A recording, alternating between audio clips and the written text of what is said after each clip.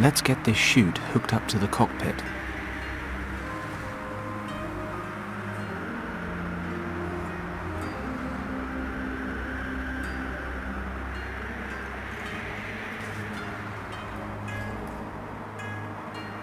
Okay, ripcord time.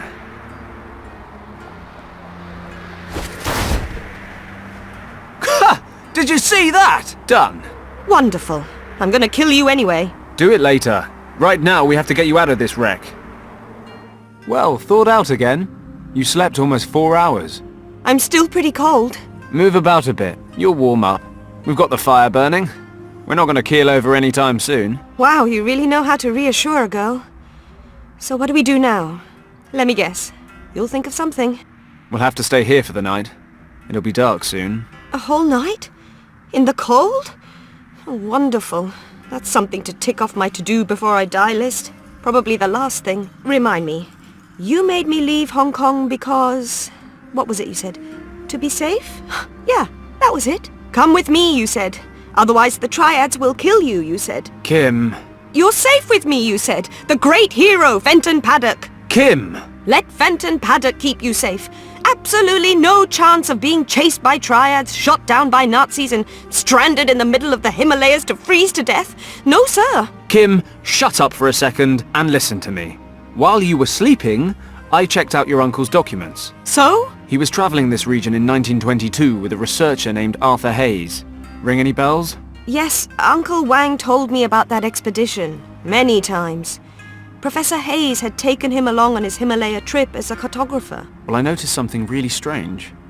Most of his notes are written in traditional Chinese, but your uncle wrote some of the sections in a language I've never seen before. According to what I could read, he and Hayes were looking for a monastery, which they figured was in this region. Do you know what that means? That you can't read every kind of language? Be serious. If there really is a monastery somewhere around here, it might be a safe place to head towards. Okay. My uncle sometimes wrote certain things in a kind of secret script that only he and I could decipher.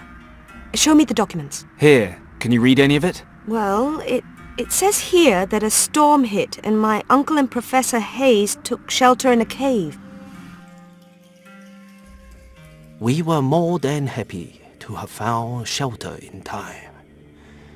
When we moved further into the cave, we noticed we were not the only ones seeking shelter there. In the glow of our torches, we recognized a man leaning against the cave wall. Hayes spoke to him, but the stranger did not react. On closer inspection, we realized why. The man was dead. He was frozen stiff, and it was likely he had already been there for quite some time. The man was wearing a monk's robe and presumably had an attack of weakness during a pilgrimage. Hayes brought my attention to something.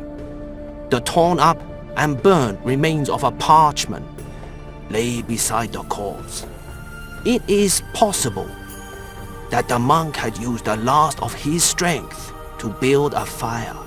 On examining the burnt remains more closely, it turned out to be a map.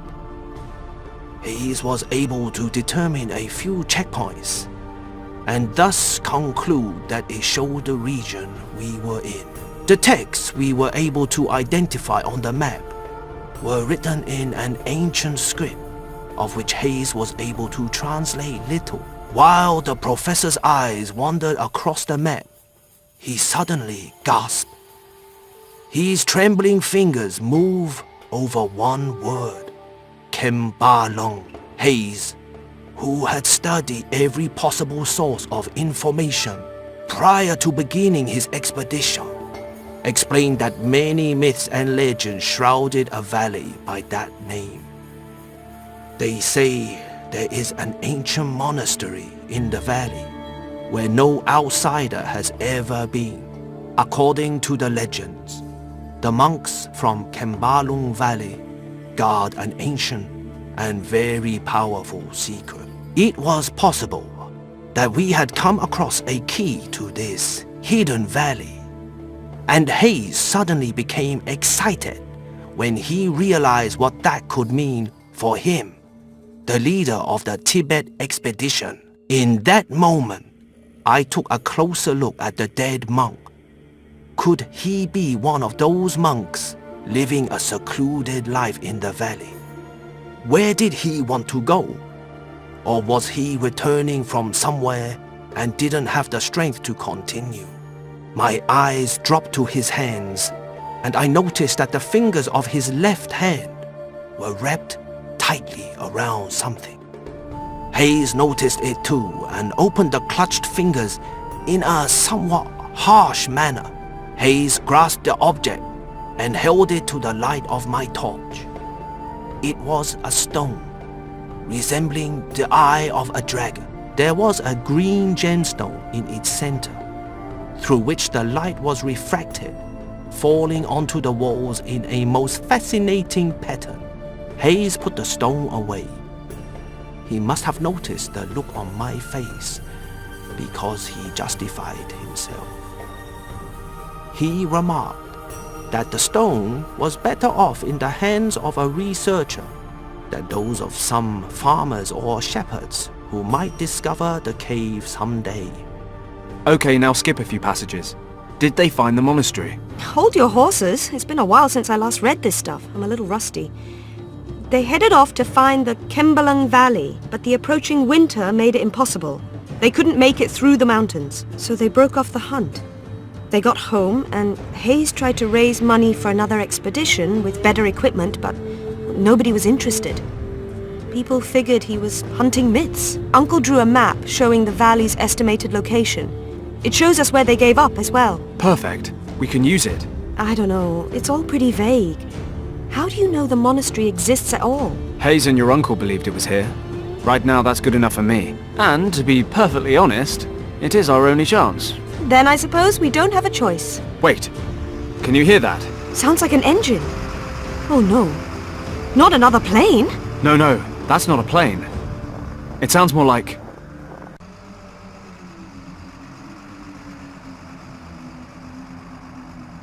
a truck. Grab your stuff. Change of plan.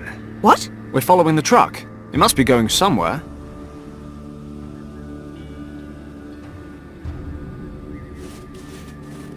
Could we stop for a moment, please? No, we need to keep moving. The snow's already starting to cover the tracks. Can you make it a bit further? Do I have a choice? I'm sure we'll find something soon. And what makes you so sure? I'm a boundless optimist. Hey, what is that? Looks like a military camp. I didn't know Tibet had an army. They don't. Remember that fighter plane? Germans? What are they doing here? Have they attacked Tibet? I doubt it. Let's break out the glasses.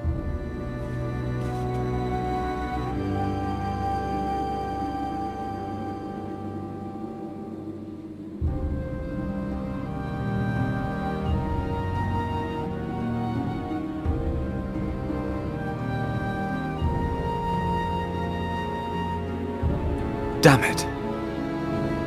What's going on? They're holding British soldiers captive. There's at least one officer with them.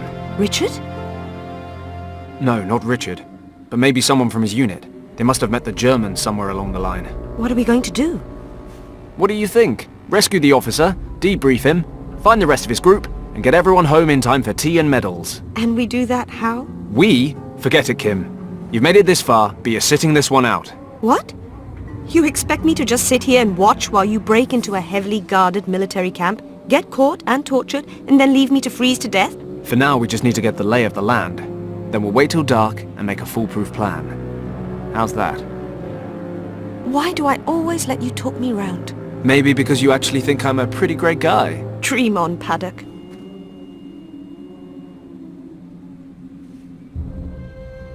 Okay, so far, so easy.